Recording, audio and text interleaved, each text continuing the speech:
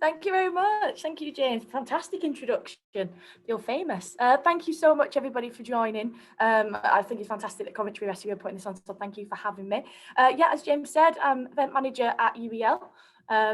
And for Pride in London too. So I've sat through 55 million different demonstrations on virtual platforms, on everything virtual. So hopefully I can kind of empty the contents of my head and give you some hints and tips going forward into September and Welcome Week and inductions on how you can take everything virtual.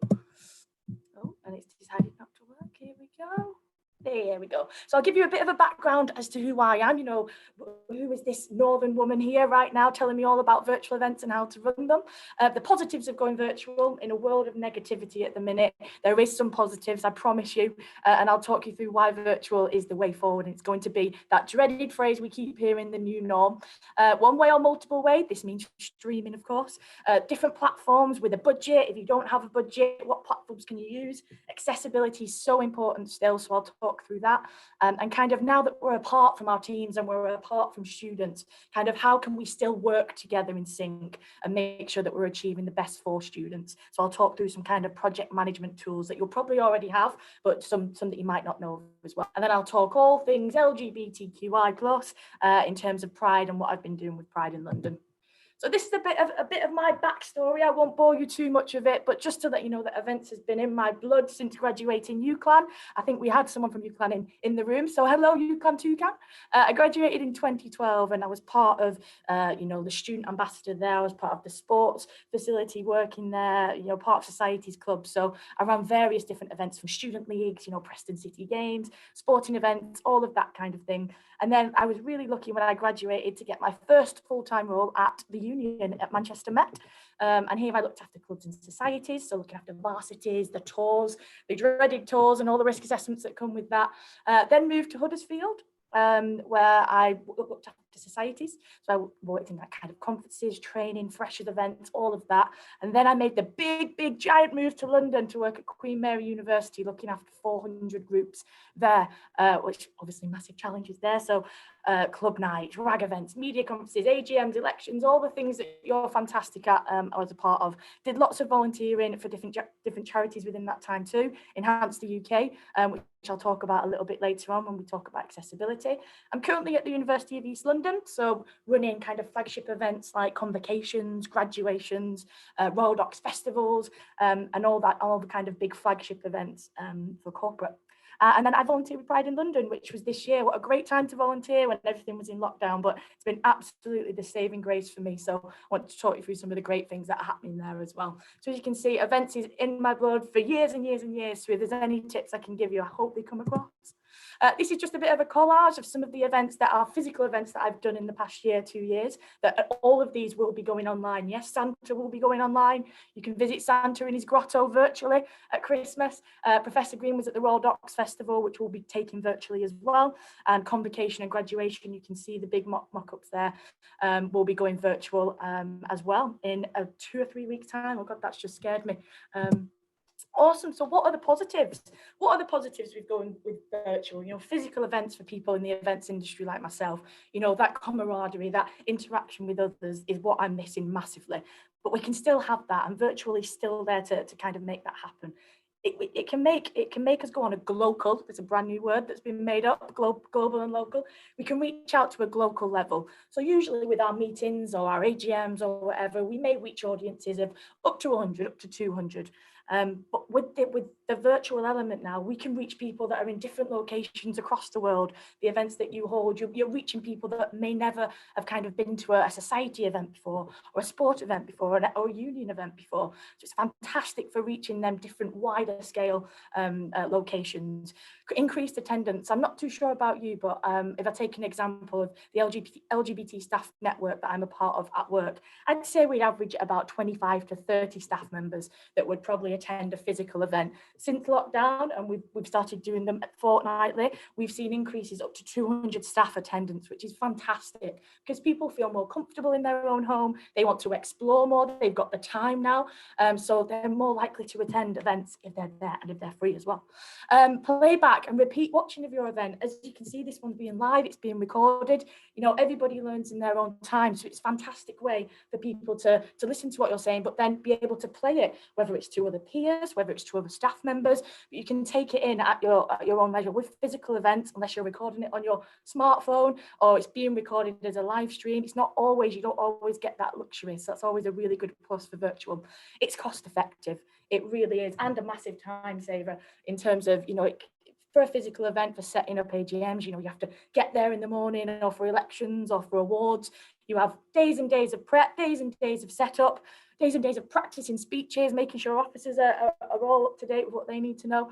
You know, with a time saver now with virtual, you make sure you get in, prep people for the first 15 minutes, make sure all the tech's working, and then you're all good to go. Really, it's really good. It's a really good cost-effective time saver. It's easier to make connections as well. Like I just said, Dom's just added me on LinkedIn. Thank you again, Dom, giving you a shout out. It's a fantastic way to do that. We probably would have never have kind of met or even know about who I was or who you guys are. So this is a fantastic way to reach out to higher education and to other unions as well. And feedback and data is easier to obtain virtually too. But why should you go virtually? So I've talked you to death about the positives, but why? Why should you do it? It's a great way to raise visibility for either your union, your group, your club, your society. It's a fantastic way to raise visibility, and you can be a leader in your field if you grab a hold of this now, because virtual events are here to stay. Alongside physical events that are still going to happen, if you get a healthy mix of virtual and physical, I think you're going to absolutely nail this going forward. It's a great authentic relationship builder. Regularity builds trust. This is a major factor right now in terms of you can put more and more virtual events on because of that time-saving element. So the more you're kind of seen in the virtual world, people begin to follow you. You get bigger followings, you get bigger attendances. It's a fantastic way to do that. It can generate income and you can fundraise. I know I'm working with a union at UBL, establishing a RAG that will be doing lots of fundraising events via virtual things. So we're doing a karaoke or bandioke, and lots of different various events like that. So it's a great little fundraiser too. You can build larger audiences fast, and big companies want to support you. I found throughout lockdown, when I was running virtual events for Pride and for UBL, them kind of big names that you thought may be out of reach before, everybody was in the same boat. Everybody wanted to help each other out because we knew how important it was for the events industry. So then big companies that you might think, oh, they're not going to be bothered, they're not going to want to be a part of it. Ask them. If you don't ask, you don't get. And I've been really successful with that in getting featured in The Independent, working with Microsoft, working with Amazon, and all of these amazing people. So make sure that you're asking the big companies for support. So what streaming way is better? So we've got the one way that I'm doing to you now. You can't see my face because my camera's having a bit of an epic. So apologies for that. I'll try and make it work at the end. So these are good for webinars like this, for your presentations, your official speeches, for broadcasting. It's fantastic for that. So your multiple way, you've got festivals, your Freshers' Fair, which is possible, and I'll talk to you later about making this virtual. You've got your graduations where you want that camaraderie, you want that interaction from students. So you need to make that decision on the events that you're doing, whether you would like it one way or multiple way. I'm going to talk you through the different platforms that allow this now. There are hundreds and hundreds out there, and I'm not saying that the ones I'm going to say are the be all and end all, but these are the ones that have helped me and will be helping me for future events. So I hope you can kind of take some tips away from it. So if you've got some money to spend, if your union's got some money to spend and you're inquiring now about different platforms for virtual, because they are here to stay, these are some of the best that I've been kind of sitting through demonstrations with over the last few months. So we have WebEx. So this is kind of a two-way, kind of on a smaller scale, maximum 200 attendees. This is a monthly subscription, so it's not as costly as some of the other ones that we'll be talking about. It's a lot similar to Microsoft Teams, which I know a lot of unions and universities are using. We do as well. So it integrates really nicely, and it's quite a simple platform. But there's a lot more kind of, you have registration spaces, you can have breakout rooms, there's that kind of element to it, which is good.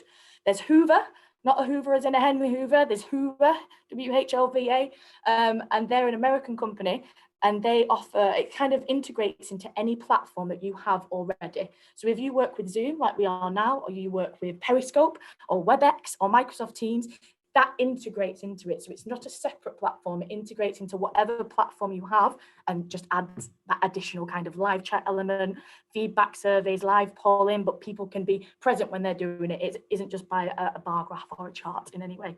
We've got Speakeasy, so this isn't the bar, unfortunately, even though I'm so happy that they're open now. A Speakeasy is a two-way streaming for up to 500 attendees.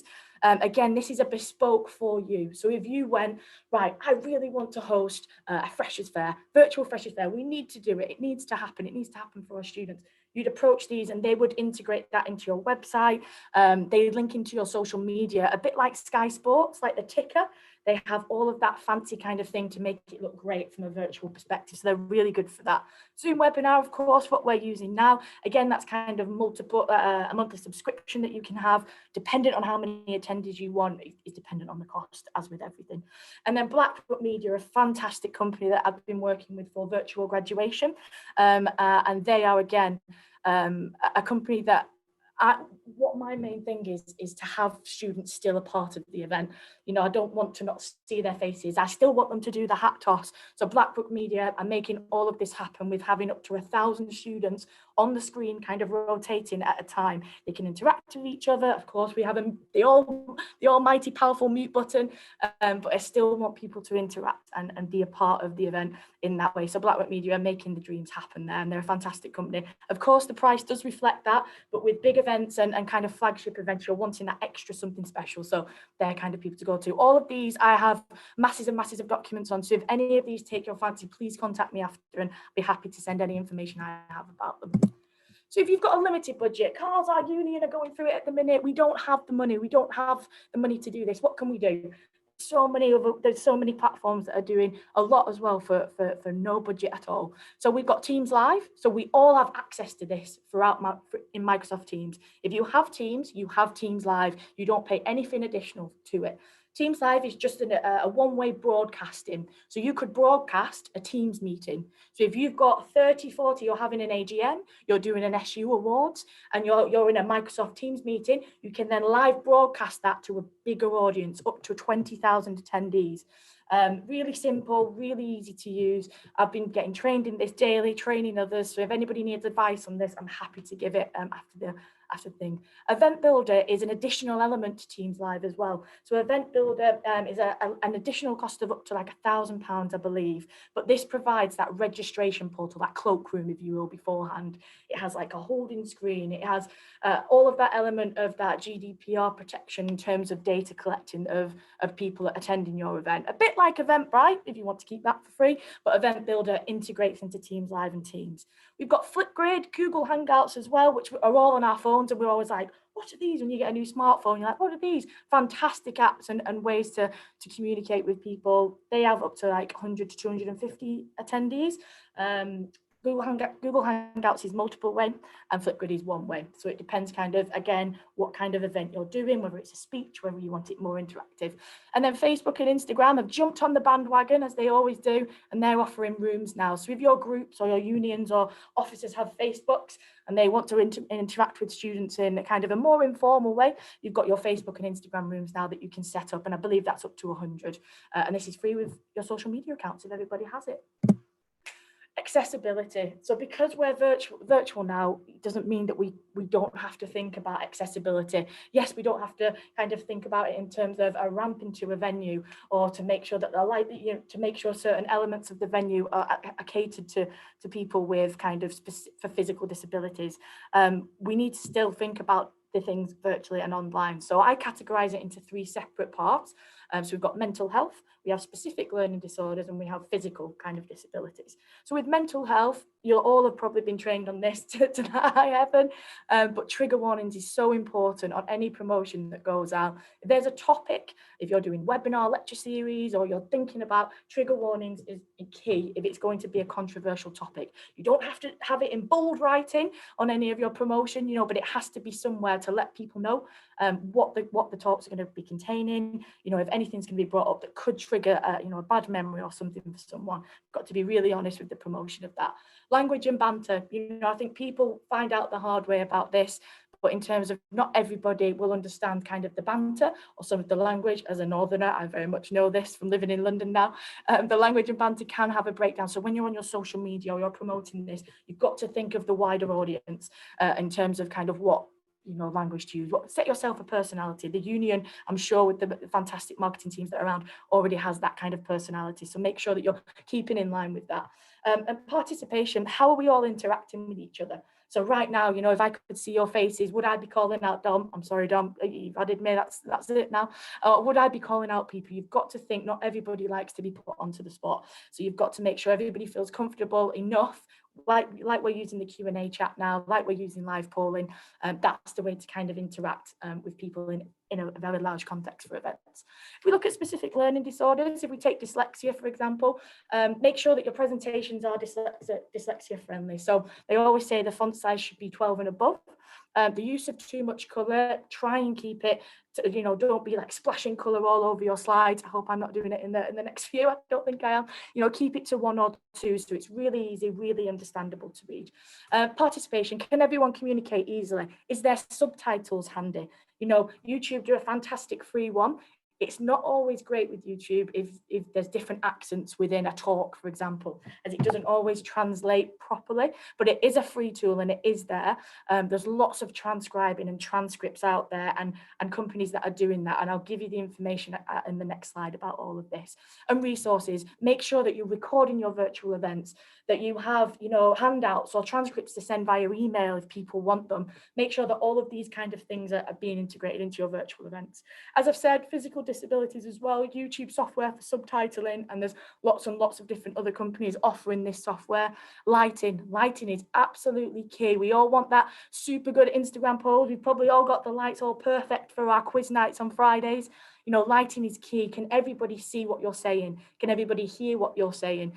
So please make sure, if you're doing a conference talk with lots and lots of people, that lighting is there and it's key. Allow additional time. So exactly what James has done here with me. He got me in 15 minutes before to make sure, my camera was working, which it wasn't. That's my fault. Make sure that you're giving time to sort out the tech and chat through any kind of keyboard shortcuts or anything that might help it be accessed easier from an attendee point of view. And all this, please make sure that you add in, do you have any accessibility requirements, when you're setting up your events page for any event, and then you can be pre-prepared and know that somebody will need this kind of additional help. Enhance the UK, yes, that is my tattoo on my bum. So Enhance the UK was a charity that I worked for, and still work for now, and volunteer my time with events and fundraising and training. And I raised up to £4,000 for them. And how I got there was saying that I'd get my first ever tattoo of them, and I'd pull a name out of hat, of random, of someone who had donated, and I got it. Now that's with me forever. But they're a fantastic charity. I believe in them, obviously, because they're on me forever. But if you have any accessibility requirements, or you're worried, or you have questions, please visit their website. They have documents of help with software that will help your events be more accessible with regards to Zoom, Microsoft Teams, all of that, if you don't want to use the YouTube software. And Jenny's the CEO who will be there to answer any of your questions also. Stay inclusive. So just because we're online now, don't stick to that one same event. Don't just do a virtual pub night on a Friday. Don't just stick to your talks or your masterclasses. Make sure that you're still being as varied as you would be in a physical capacity. Make sure it's open to all genders. That's absolutely key, making sure that all your events are open and got safe spaces. Absolutely do your social elements for your societies and kind of sports clubs. Think about, your talks, your academic talks, your speeches that you do. Collaborate with other unions as well. Make your events even bigger. Now everyone's online. It's all at the fingertips. Just reach out to other unions to make sure that you're interacting with them on bigger events. And of course, we can't physically be in a boat to do clown races for RAG, but there's lots of different events to think about. These are just to kind of spark some ideas about what you could be doing other than that. And in the next slide as well, I'll talk through.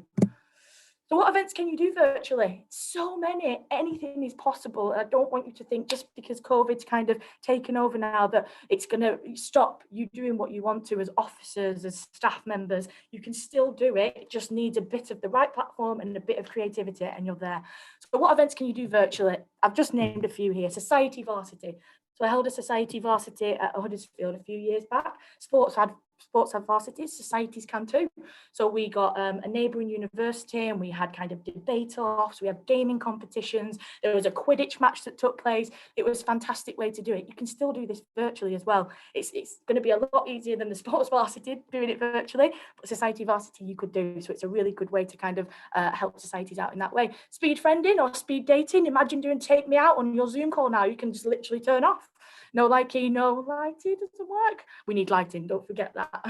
We've got karaoke. There's a fantastic company in London called Lucky Voice that are doing virtual online karaoke sessions now for you and your group of friends. So all of these kind of things. We've got rock and roll bingo. I'm sure, like me, you're sick of the quizzes and bingo that happened weekly in lockdown. Rock and roll bingo is fun. It's with music instead of numbers, and it's a fantastic app that you just download, and you can be a part of that, and you can set up mini events within that. You can do your Netflix and chill watch parties, your FIFA gaming nights, festivals and gigs. You can live stream your physical events. So even though now with social distancing in place, physical events can happen, you can live stream them to make sure you have engaged that wider audience. You can still do your AGMs, your meet and greets, your cookery classes, anything you can think of is doable virtually. And I'm here to help and always will be if you ever need help in that way. And virtual Freshers Fair is possible. This is a mock-up of something that will be taking place at the University of East London. Just because, Freshers Fair can't happen physically, as we all know, when we've stood there sweating our heads off behind a stall, sick of the sound of our own voice because we've repeated the same thing every day. We still need to give something to students that are coming on campus. And I'm sure a lot of you will be doing a lot of online kind of video tutorials and inductions and things like that. But I still wanted to have that Freshers Fair aspect. So I'm working with a fantastic guy at Manchester Met Union, who's a developer, who was furloughed unfortunately, but has took the time to see a gap in the market of what unions are missing. So we'll be doing a virtual Freshers Fair. So if you want any more advice about this, I'll happily put you in touch with Josh. And let's see, it's a really, really easy software, really cost effective as well, not expensive at all, and it integrates into your website. So if it's MSL or Union Cloud that you use, that integrates nicely. So anything you want to know about that, please do let me know at the end of the session. Project management tools. So we're all apart from each other, but we all need to work together to achieve the same goal, which is to make student lives better, is to just be there as a presence, because we're not always going to be on campus now. We've still got to be there virtually. So to help you and your teams, we've got all of our calendar invites. Outlook is amazing for that. But here are some other ones that you could do either with your immediate team, whether it's with a wider team, whether you're a society or an activities officer that wants to have, more of an input on project management with what your societies and sports clubs are doing. Trello is fantastic for this. It's what I use for Pride in London. It's a fantastic way to keep a track of tasks. It's really easy to navigate for someone who isn't digitally tech savvy like myself. Trello is very easy to follow and find out what other people are doing. Asana, I know a lot of unions use for marketing requests, so that's another great one. We've got Notion and Slack as well, fantastic names. All of these help you kind of collate data, share data, be kind of on task with everyone and know where everybody's at when we're all apart. So these are fantastic ways to kind of keep together with that. Getting creative within your kind of presentations as well is a way to kind of gauge people and keep them there. I know I keep talking at you, but there's many different ways to kind of get people involved. So we did a poll at the start of Drag Race. GGB hopefully won it in the end. So we can do live polling at the start, something fun. There's Mentimeter, which hopefully a lot of you have used before. If you haven't, please do. Mentimeter is a fantastic, fun way to get people involved in your session. You can ask them questions live. They just download an app and input it into a website, a little code, and they have all of the questions that are on your screen live to their phone, and they can vote, they can comment, they can do whatever. It's a great way to get feedback at the end of a session.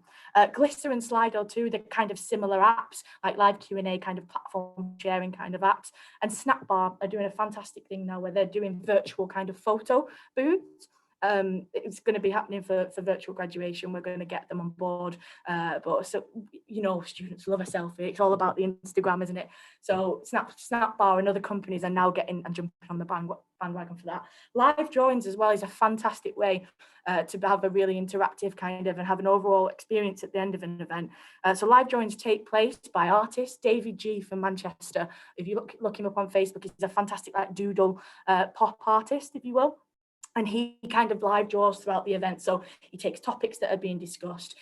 if you want to preempt him. So for virtual graduation, we'll use him. So we'll send him the names of the people graduating, of the courses, the topics, and he will live draw something like a mural that will then be sent out digitally to students, and we can use it in the union. So it's a great way, just another additional way to kind of make your event a little bit more creative. And then Uber Eats delivery, who'd have thought it?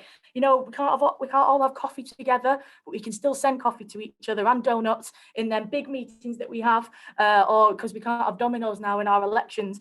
You know, we can still send that. So Uber Eats delivery is a nice little touch that you could send. If obviously not if it's going to be hundreds and hundreds of people, but if you've got the money to, Uber Eats delivery is a nice little touch to send to your attendees, and it's worked very well. It gets you in the good books, believe me.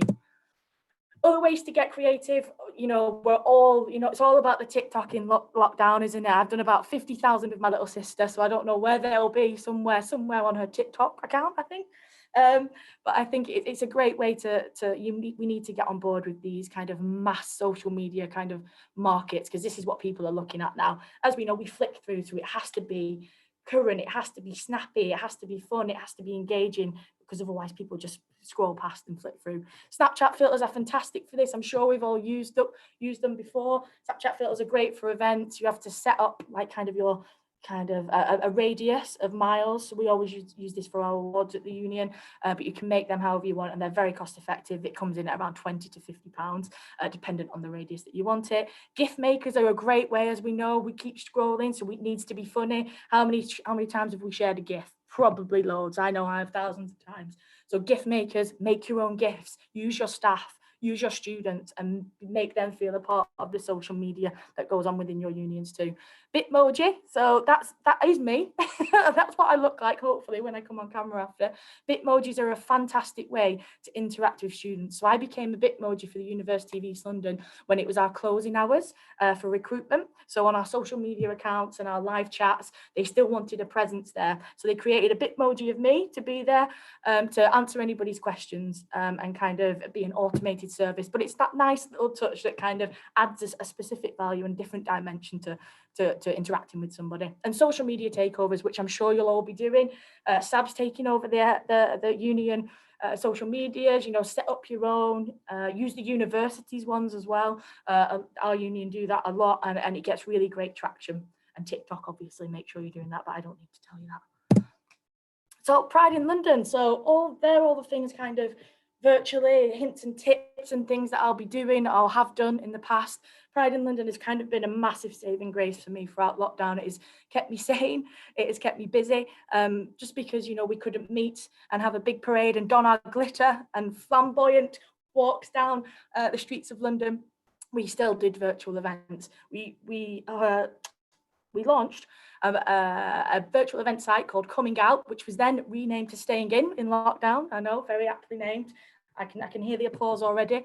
And this was launched to get events for the LGBT community, but it's become a lot more than that now.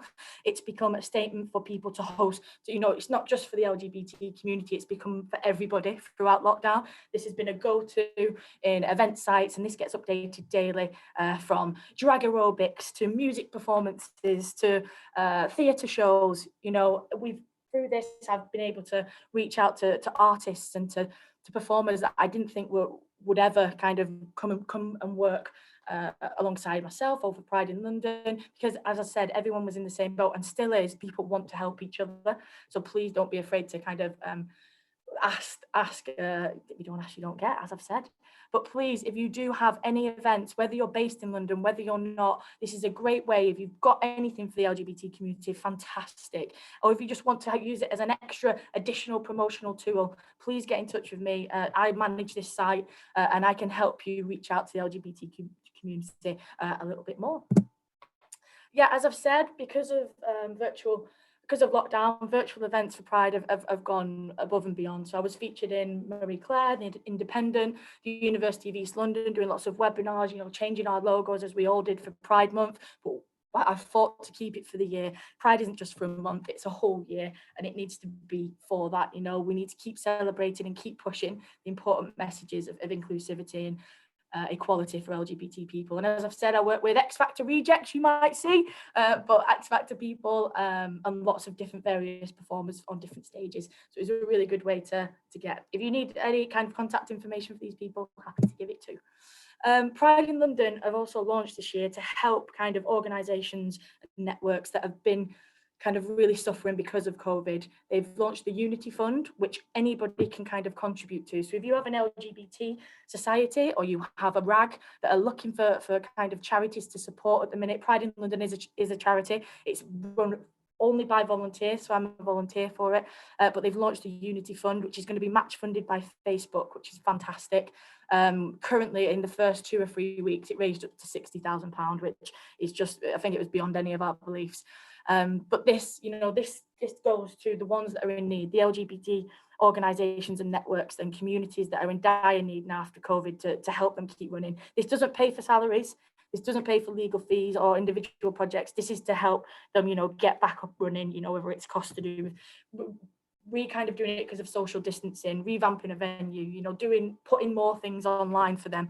So it's a fantastic fund, and please do check it out if you are looking or want to be involved in any way in that. 30,000 acts of allyship. Let's see if you can spot me on there. Anybody who spots me on there, I will give them a high five when I next see them. Next. I was featured on the big Piccadilly screen for Pride this year. Obviously we couldn't do it in person, so there's a big virtual Pride that took place on Piccadilly Circus screen, and we launched the 30,000 acts of allyship. So 30,000 people marched in the parade last year. So what we wanted people to do was pledge some support, whether it was I will take my LGBT friend out for a drink, whether it's that you donated to the Unity Fund, whether it's you, John, that you would say you would do a speech at your union. We wanted people to pledge their act of allyship to us to get up to that 30,000 mark. It's still live now, and we still want people to pledge because it doubled within the first month of this going live. So if you have a pledge that you want to make and you want to keep it, it's not just for Pride in London. Manchester, I know, are doing something similar. Brighton too, and your own kind of towns and cities will be doing lots of things like this. But if you want to do this with Pride in London and universities based in and around there, it's fantastic to kind of show your support to the LGBT community. So I've gone on and on and on about virtual events, but Carly, physical events are still important. Of course they are. And please don't forget, physical events are coming back, obviously with social distancing measures in place. But physical events are so important still. So to have a mixture of them, both virtual and physical, is absolutely key. We still need that inclusivity and accessibility with a physical event. So not everybody has access to the internet. Not everybody has access to a phone or a computer. So virtual events won't work for everyone. I think I read a study that like 50% of people, the population, don't have access to internet recently somewhere. So we still need these physical events to make sure that it's inclusive and accessible to everyone. Make sure to consider social distancing, of course. I don't need to bore you with that. Boris does enough of that. Smaller groups of people outdoors. That's what I'd say. So wrap up warm, get your marquees, blow the dust off them, get some branded marquees out there, get some heaters out there, and do your events that way. Live streaming is fantastic, as I've said, and I will keep saying to gauge that wider audience. And it's good for your morale. As events people, you're tuning into this now. You'll be the same as I am. You like that interaction, you like talking to people, you like bringing people together to have a good time. So it's good for morale to still have these physical events. So in summary, I will shut up now and leave my Northern dulcet tones for the rest of the day for you. Virtual events are here to stay, so we need to get a hold of them now. Pick the right platform. It's really, really important, whether it's one way, whether it's multiple way, whether you're spending lots of money, whether you're not. There's platforms out there for you, so make sure that you're using them. Approach the big companies, the ones that you might not have ever thought you could approach, because we all need each other right now. Always be accessible. Think outside of the box. Nothing is impossible with a bit of creativity, and be a leader. You can really, set your union apart with making sure that your virtual events stand out from the rest, so that you can really be a leader in your field with that. And that's it from me. So there's my little Bitmoji. Thank you for listening, and happy to take any questions. Wow, that was brilliant. Thank you very much for that, Carly. I've seen one question so far that's come in from Jane Truman. She would like to know what the name of your live drawer was. Yeah, it was called David G. So David G-E-E. And if you look him up on Facebook, I think it's Dave Drawings, and he does all of ours for us. Okay. So we've got a bit of an interesting question that's also come through. So this is from one of our anonymous attendees. They said, if you're not out and living with your family, only virtual events may be inaccessible or even put someone in possible danger should they attend. What would you say is the best way to tackle this? That's a great question. Yeah, everybody everybody is in their own way. I think virtual events, you don't have to physically be present. For a lot of the ones that we run for Pride in London, they are exactly what I'm doing now. So they are showcases. They're people just performing to the camera, so you can kind of watch it within your own time. You don't have to be on screen. You don't have to access it in that kind of way. There's lots of different options and variants of events that are taking place. So it's just about picking that right one and speaking, if you feel comfortable, to people like myself who are the organisers of the big kind of websites and things, to say, what can I have access to? And we can send you kind of direct links and send it in that kind of way too, if you feel comfortable to do that. I think that kind of answers it a little bit, I think. Yeah, I think it does. I'd also say to anyone in that situation, there are a range of people that you can contact, Absolutely. such as like a friend, and the numerous amount of helplines if you want to have a conversation about being at home in lockdown and not being out. It's a big issue, and we know that it is. Absolutely. There's a fantastic charity called Stonewall Housing that help LGBT individuals who are living at home and are struggling in that context. They provide an amazing service. So Stonewall Housing is a fantastic avenue to explore alongside ELOP as well, which covers a lot of kind of communication. They offer, advice, counselling, all that kind of support. So ELOP and Stonewall Housing, please do check them out. Super. Jazander Somerbell has asked, could they have the contact details for Josh, who did the Virtual Freshers Fair platform? Could you pop that in the chat, maybe? Absolutely, of course. Do we have any other questions? No, I can't see any other questions coming in. No problem. So just to flag to everyone, I'm going to share the results. It appears that Jujubee is going to win this week. So if you want to go down the bookies and take the public results, Jujubee is up for it, followed by Shay Kool-Aid and Ms. Cracker. So are there any other questions that people want to ask?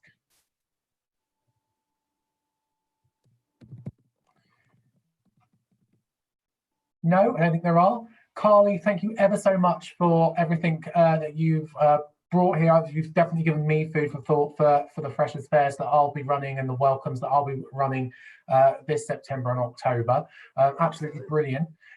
If I can just remind everyone who's a sabbatical officer, there is a link in the chat that takes you to the WhatsApp groups, where there will have a whole heap of WhatsApp groups for different officer types, including liberation officers, welfare and equalities officers, etc., etc. So do sign up to any group. Carly, thank you so much, and we'll see you soon. Thank you so much, everybody. Thank you, James. Good luck, everyone, with your welcome weeks. I hope you'll all have brilliant times.